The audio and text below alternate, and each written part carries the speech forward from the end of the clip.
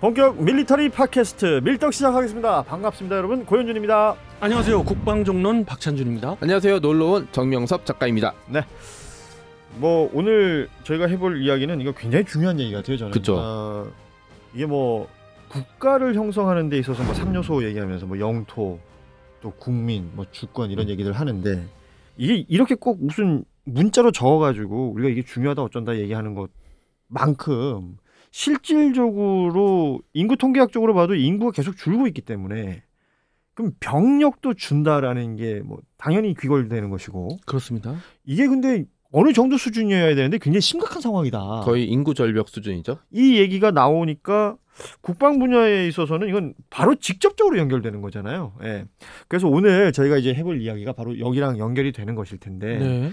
최근에 뭐 보도 보신 분들은 알겠지만 국무회의 통과했던 2024년도 국방 예산을 보면 그러니까 내년에 병장 월급이 정부 지원금 포함해가지고 사실상 이제 165만 원으로 오른다.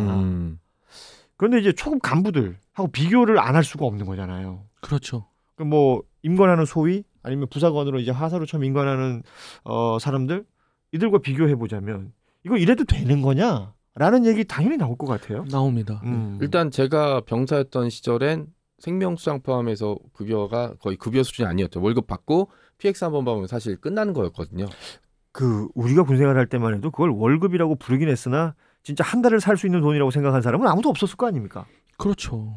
근데 지금 이 정도 수준이면 일반적으로 이제 군이 아닌 밖에서 첫 직장을 얻었을 때 물론 뭐 최저임금 뭐 이런 걸 또 따져야 되겠습니다만 이 정도 수준이면 아르바이트 해가지고 이 정도 버는 일들도 찾기가 쉽지 않을 수도 있는 거잖아요. 맞습니다. 네. 그리고 이제 제 기억엔 얼마 받았는지 떠올려 보면 10만 원이 뭐예요? 5만 원이 안 됐던 걸로 기억하고 연초비 근데 포함해서. 이게 아마 저보다 훨씬 그렇죠. 군생활 일찍 하셨으니까 그 훨씬 낮았을 30년 거예요. 전이죠. 네. 제가 군대를 늦게 가가지고 제가 2003년 군번이니까요. 그러니까 노무현 정부가 들어서면서 특히 육군 기준으로 군 생활을 2개월 줄였잖아요. 뭐 제 또래들 대부분 26개월 군 생활했거든요. 근데 저는 24개월 했단 말이에요. 그러니까 24개월 하면서 어떤 변화가 있었냐면 제가 2등병 들어갔을 때 몇천 원 수준이었어요, 월급이. 그리고 뭐 1병, 상병 이러면서 계속 올랐단 말이에요. 그때 노무현 정부 때 아시는 것처럼 군 어떤 인권 또 이런 얘기들 그렇죠. 나오고 병사들의 권리 이런 얘기들 처우 개선, 나오면서 처우 개선에 월급이 올랐었는데 그래서 제가 전역할 때쯤에 병장 뭐 말호봉 이렇게 되겠죠. 그 정도 되면 한 10만 원 겨우 됐었어요. 근데 그것만 해도 당시에 이제 천지개벽할 일이었던 거죠. 그렇죠.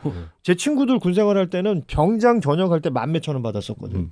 그리고 6,000원이 첫 월급이었어요, 제 기억에도. 근데 지금 이게 뭐 물론 몇십 년 전 얘기긴 합니다만 격세지감을 느낄 수 있는 거죠. 물론 그 국방의 의무라는 게 강제로 해야 되는 거잖아요. 내가 젊은 시절에 의무니까, 2년 가까운 시절에 그대로. 와서 경제적인 보상을 해준다는 거에 대해서는 찬성하죠. 왜냐하면 저도 병사였던 입장이니까. 다만 이렇게 올릴 거였으면 다 같이 올려줘야죠. 그러니까 이 부분인 거예요. 네. 뭐 그냥 하기 쉬운 말로 이럴 거면 누가 소위하겠습니까? 또 누가 부사관 하겠습니까? 그러니까요. 네. 가뜩이나 이제 경제가 발전하고 사회가 다변화될수록 국방 분야에 하고 싶어하는 인력들이 줄어들죠. 왜냐하면 밖에 나가면 훨씬 좋고 재미난 일도 많고 돈도 많이 벌 수 있는데 필요한 인력들이 군이 안 남죠. 아니, 그러니까 이게 결과적으로 자칫 잘못하면 이게 악순환될 수 있다. 뭐 뉴스 보셨겠지만 이제 학군 장교들 ROTC 지원하는 친구들이 없다는 거 아닙니까? 네, 그럼요. 이제 중요한 게 전쟁이 났을 때 부사관과 초급 장교들이 얼마나 제 역할을 하느냐에 따라서 전쟁의 그 방향이 바뀔 수도 있는 문제인데 그러니까 분대 단위, 소대 단위가 얼마나 중요합니까? 네. 육군사관학교는 차치하더라도 그렇죠. 진짜 아까 말씀 주셨듯이 학군단 규모를 보면은 불과 5, 6년 전에 16,000명 떨어져 봐야 14,000명 이 정도 수준이었는데 지금 어느 정도냐면 7,400명이에요. 이거 기하급수적으로 떨어지는 거죠. 예전에는 그 ROTC 가려면 학교에서 시험 보고. 그럼요. 네. 경쟁률이라는 게 있었죠. 있었잖아요. 장학금도 있고 예전에 제가 기억나는 게 93년 군번이었으니까 말년 때 이렇게 훈련 나가면 이제 저는 옆에서 곧 전역할 소대장이랑 같이 노가리 까고 있으면 소대장이 이렇게 종이를 이만큼 들고 와요. 그래서 지원서죠. 그러니까 내면은 들어갈 수 있는데 예전에 ROTC를 특채로 뽑았으니까. 그러니까 입사를 그렇죠. 위해서. 이랜드 같은 데는 지금도 아주 유명하잖아요. 지금도 기억나는 게 야 삼성 개빡센데 이러고 넘기고 막 이렇게 골랐던 게 기억이 나는데 IMF 이전 얘기. 그렇죠. 네. 그런데 그러니까 이제 좋은 사람들이 초급 장교에 지원을 해서 이 경력으로 사회생활도 시작하고 여기서 혹시 내가 군대에 맞나? 이러면 군문에 투입을 해서 장성도 되고 뭐 이렇게 되는데 아니 그러니까 뭐 연관급 올라가는 것까지는 그렇죠. 다 이제 본인의 어떤 능력으로 가는 거고. 그렇죠. 이렇게 되는데 가뜩이나 밖에서 재미난 일들도 많고 돈도 더 벌 수 있으면 군 자원의 자질이 떨어질 수밖에 없는데 강제 징집한 병사들은 어쩔 수가 없죠. 왜냐하면 그냥 집어넣어야 되니까. 하지만 지원할 수 있는 부사관과 장교들은 일정 수준을 유지해야 되는데 가장 좋은 거는 돈일 수밖에 없죠. 아니 그러니까 이게 직업으로서 그렇죠. 직장으로서의 군이라는 게 매력이 있어야 거기에 우수 인력들이 있을 수 있는 거잖아요. 지금 그게 안 된다는 거 아닙니까? 심각해요. 그러니까 병력이 줄어드는 거는 어떠한 대처 방법들이 그래도 있어요. 근데 그 근본이 되는 이 군을 유지할 수 있는 것이 부사관이고 그리고 또 초급 장교들이겠죠. 장교들이잖아요. 부사관 같은 경우도 기술 부사관들 보면은 금방금방 어느 정도 기술 익혔다 싶으면 다 나가죠. 이제 제대를 하시니까 이게 유지하기가 정말 어려운 거고 고급 인력들이 자꾸 나가고요. 장교도 정말 심각하죠. 그 우수한 그런 많은 그 장교들 속에서 우수한 인재가 나올 수 있는 건데 그런 인재들 나오는 그 풀이 점점 줄어든다. 그냥 이건 뭐 하기 쉬운 말로 이렇게 얘기를 한번 해보죠. 방송에 최근에 많이 출연하는 그 덱스라는 그 크리에이터 있죠. 네. UDT 부사관 출신이잖아요. 근데 그 사람은 방송에 출연해서 본인의 어떤 자아나 본인이 이런 그 밖에 사회생활을 하면서도 굉장히 많은 그 가치를 얻었던 것이 군생활이었다.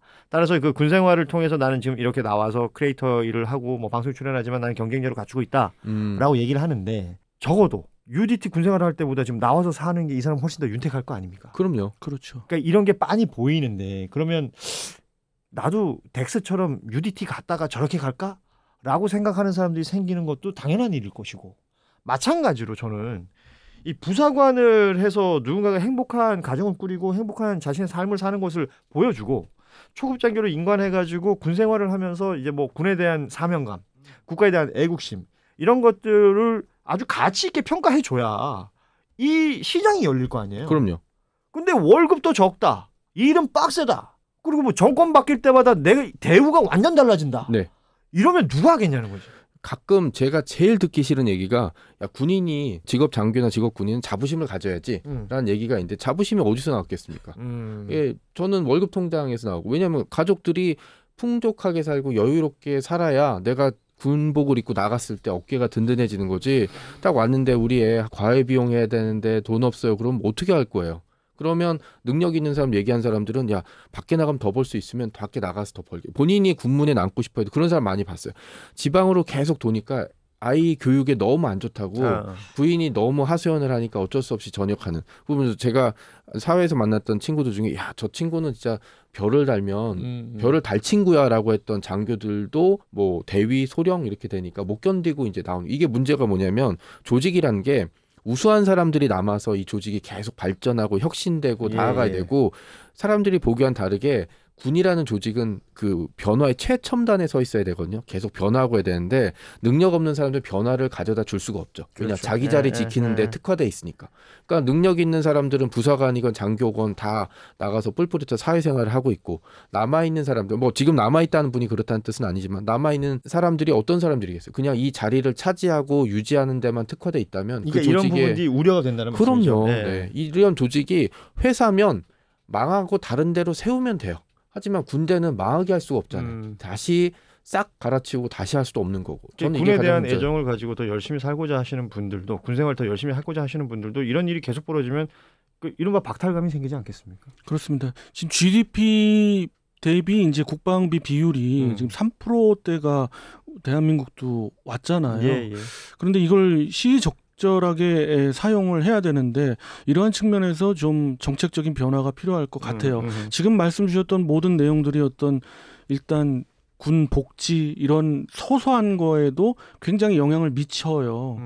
단지 뭐 급여 수준뿐만 아니라 그렇죠. 뭐 집이 이제 여기 있는데 가까이에 있는데 부사관들 같은 경우 저 그죠. 먼데 근무지를 공군이랄지 해군이랄지 이런데 상 원거리로 이렇게 굳이 배치한다든가 예. 이런 것도 소소하지만 굉장히 중요한 부분 중에 하나고. 이런 거 알아야 돼요. 해군 그러니까 진해에 가면요. 옛날에는 진해에서 뭐 친구들끼리 진해 출신들이 있을 거 아니에요. 네. 그러니까 아빠가 이제 다 해군인 친구들이 많을 거 아니에요. 그 시절에는. 그렇죠. 근데 지금은 진해에서 군 생활하고 있는 분들이 진해 사람이 잘 없어요. 이런 것들이 아까 말씀하신 거 똑같아. 대구 그 K2 근처에 가면 아빠가 공군인 친구들이 많았었거든 그때는. 근데 지금은 거기서 근무하시는 분들이 대구 사람이 없는 거예요. 그럼 애들은 어디 있느냐? 떨어져 살거나 아니면 아예 그쪽으로 안 오니까. 그렇죠.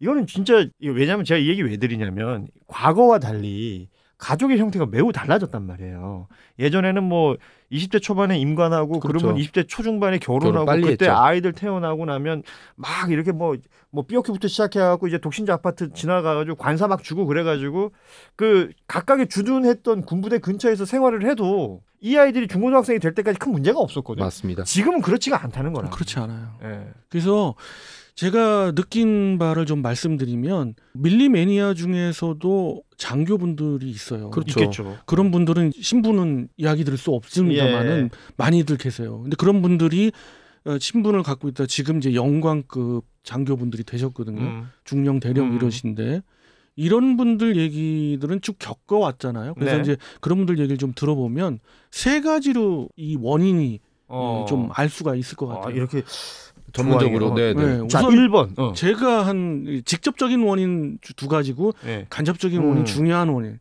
어떻게 보면 제가 보기엔 가장 중요한 원인이 있는데 첫 번째 직접적인 원인은 지금껏 우리가 얘기했던 이제 급여 수준으로부터 처우. 시작한 모든 처우가 좀 언밸런스하다는 거죠. 그다음 두 번째 요인은 이제는 진짜 내가 소위나 뭐 부사관으로 임관을 하려고 하는 생각 중에 ROTC 같은 분들은 이런 분들로 인해서 트라이하는 경우도 굉장히 많은 게 뭐냐면 근무를 어차피 좀 길게 하더라도 내가 의미 있는 장교로서 생활. 근데 지금 병의 그 근무 일수가 짧아도 너무 짧은 그렇죠. 거 아니에요. 계속 짧아지다 보니까 메리트가 없는 거야. 그러니까 비교 우위가 안 된다는 거잖아. 안 된다는 예. 거예요. 그래서 그게 직접적인 원인 중에 대부분의 그 대화를 나눠보거나 현재인 분들하고 얘기해보면 그 두 가지로 거의 귀결된대요. 그러니까 짧고 굵게 군생활을 만약에 그냥 병사로 한다면 뭐 요새는 1년 남짓하면 이제 군생활 끝나는 상황인데 장기로 가서 내가 3년씩 있을 이유가 있느냐. 어차피 내가 거죠. 단기로 끝낼 건데. 그쵸. 이런 것들에 대한 얘기를 하시는 거예요. 이거 진짜 많더라고요. 예전에는 그러니까 지원해서 갈 수 있는 부대들 있잖아요. 일반 병들도 뭐 대표적인 데가 해병대 같은 데인데 이게 내가 지원하면 입대 날짜를 내가 맞춰서 갈 수 있기 때문에 학교 복학하고 이런 것에 훨씬 더 유리하게 작동한다 그래가지고 그런 부대들이 막 인기가 좋아졌던 적이 있었거든요. 그렇죠. 근데 이런 것들을 굉장히 중요하게 여기는 세대에게 지금 말씀하신 것처럼 ROTC가 이제 매력이 없는 거죠. 네. 매력이 없어요. 사실 육군사관학교, 뭐 삼사관학교 이런 다른 출신의 이제 장교 분들과의 경쟁은 그 전에는 좀 이야기들이 많았잖아요. 그렇지만 그건 많이 줄었어요. 그렇습니다. 사회 변화에 따라서 이제는 그런 건 없애야 된다고 그래서 많이 그런 차별은 줄었는데 이제는 뭐 학군 출신 스타 뭐 그렇죠. 학사 출신 나오잖아요. 스타 나오잖아요. 본인 하기에 따라서 네. 달라지는 거예요. 그렇지만은 그럼에도 불구하고 진짜 동기부여가 안 되는 건 그 직접적인 원인 두 가지고 또 하나의 그 큰 원인은 이건 뭐 육사 출신 분들도 다 그런 얘기를 하는데 결국 무엇에 귀결되냐면 군 장교나 부사관으로서의 직업군인으로서의 자긍심. 그렇죠. 이게 너무 떨어진다. 그거는 반대로 얘기하면 그게 가장 중요한 건데 우리가 되살릴 수 있는 계기도 될 수 있는 거 아니에요. 그렇죠. 이거에 대한 해법의 가장 우선순위가 될 수 있는 거 아니에요. 지금 세 가지가 다 해법이 있어요. 이 마지막 것도 중요하면서 해법이 분명히 있는 거예요. 이건 가장 어찌 보면 근본적인 문제입니다. 예. 그러니까 이게 또 다른 나라랑 비교할 수밖에 없는 거잖아요. 그러니까 제향군인회라는 게 있지 않습니까? 네. 제향군인회라는 것이 가지는 위상이 국가별로 다 달라요. 그렇죠. 그러니까 우리나라의 제향군인회를 생각해 보면 뭔가 우리랑 굉장히 떨어져 있는 어떤 세상 같잖아요. 나하고 관련 없는 그렇죠. 데가. 네. 그런데 다른 나라에서는 제향군인을 바라보는데 일종의 리스펙이 있다는 겁니다. 그렇죠. 특히 뭐 미국 같은 나라는 굉장하잖아요. 그리고 뭐 어디 참전을 했다든지 아니면 군생활을 길게 하신 분들에 대한 그 예우도 굉장히 좋고 이런 것들이 사회 저변에 있는 것과 우리 흔히 하는 말로 이제 군발이 그러면서 군생활을 이제 비하하고 이런 사회적인 분위기 속에서의 그 가치가 달라질 수밖에 없는 거. 맞습니다. 인구 통계학적으로도 점점 병력은 줄고 인력은 주는데 대책을 만들어야 될 거 아닙니까? 맞습니다. 자, 그러면 시간이 많이는 없습니다만 네. 우리가 생각하는 대책 한번 얘기해 보자고요. 일단 처우를 개선해야 되는데 이게 당장 될 수는 없을 거예요. 왜냐하면 국방부도 이걸 모르지 않아서 계속 급여를 부사관 장교 초급 장교 급여를 올려달라고 하면 항상 기재부에서 커트가 되거든요. 그러니까 기재부 놈들을 한 1년 동안 군대 처박아놔. 해병대라든지 최전방에 나와서 2월급 받고 네가 일해봐라라고 해놔야 돼요. 네. 이러지 않고 죄송합니다. 이분들도 군대 갔다 왔겠지만 아마 가도 거기 펜대 굴리고 있었을 거 아니에요. 죄송합니다. 펜대 굴리는 분들 저희 하는 게 아닌데 이게 현실과 유리된 그런 것들이 계속 문제가 돼서 저는 가장 중요한 게 근데 교육이라고 봐요.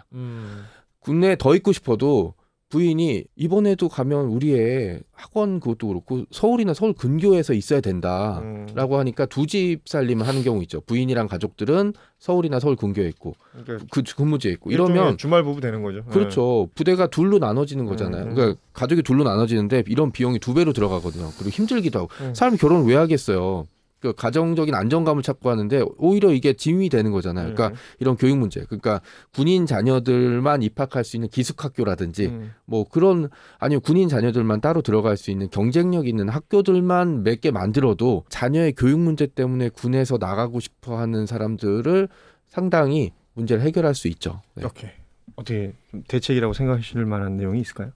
전 사회 분위기를 완전히 바꾸었으면 좋겠다는 건데 이제는 우리가 바뀌어져야 그렇죠. 되지 않느냐는 네. 거예요. 기존에 많은 정치 군인들 쓰레기들이 있었어요. 그리고 그 외에도 똥별똥별하는 그런 못된 장교들도 있었습니다. 근데 그때도 사실은 뭐 장교나 장성분들이 뭐 10명이면 한두 명이 물을 그렇죠. 흐리는 거거든요. 그렇죠. 예. 근데 지금은 그것조차도 많이 좀 줄었죠.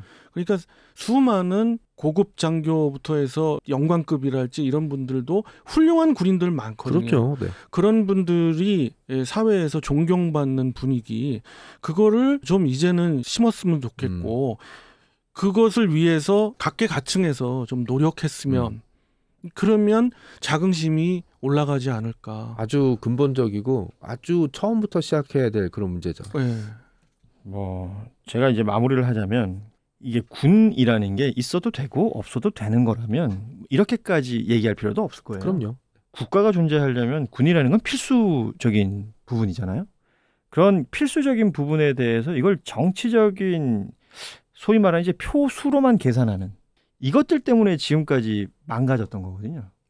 100% 공감합니다. 말씀하신 뭐 역사적으로 우리가 경험했었지 않습니까? 그 군부 독재를 경험하고 그 전에 유신 독재를 경험하고 하면서 그때 군의 뭐 부정적인 여러 가지 이미지들이 있죠. 이것들을 해소하기 위한 최소한의 노력, 그러니까 군 민주화라는 게 진행이 되어 왔었는데 어느 순간부터인가 세대를 나누어 가지고 자 20대 남자들이 군대 가니까 저 사람들한테 뭘 해줘야 돼? 월급 더 주면 되지.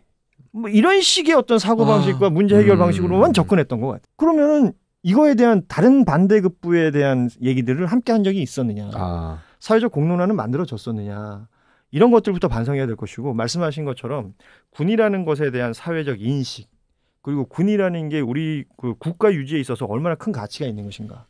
그리고 그 리스펙을 할 수 있는 어떤 교육 이런 것들이 동반해서 같이 이루어져야 되는 거 아니겠습니까? 그렇죠. 갑자기 내가 남자아이로 태어나가지고 열심히 살다가 그것도 대한민국에서. 네, 중고등학교 지나고 나서 20살 돼서 군대 가야 되는데 갑자기 가기 싫어. 이런 분위기예요 지금. 그렇죠. 남들이 안 가는데 왜 나만? 이러니까 뭐가 되겠냐. 그렇습니다. 자, 사회적인 논의가 늦었다라고 생각할 때 가장 빠르다는 얘기 있지 맞습니다. 않습니까? 시작해야 될 때가 아닌가 싶습니다. 예. 맞습니다. 자, 오늘 좀 어찌 보면 약간 무거운 이야기였을 수 있을 것 같은데 여러분의 또 다양한 해안들이 있으실 것 같습니다. 댓글로 좀 많이들 이런 것들은 좀 소통하고 공유했으면 좋겠는데요. 얘기 좀 많이 남겨주십시오. 뭐 저희가 여기서 떠들었다고 해서 아까 그 얘기하셨던 정부 관계자들이나 뭐 이런 사람들이 뭐 보면 안 돼요. 뭐 네, 이럴지 말은 모르겠습니다만 그렇겠지만, 이런 아주 작은 논의들부터 시작해야 된다라고 저는 생각하거든요. 예. 여러분 밀떡 더욱더 많이 사랑해 주시고 더욱더 많이 참여해 주시고 응원해 주시면 고맙겠습니다.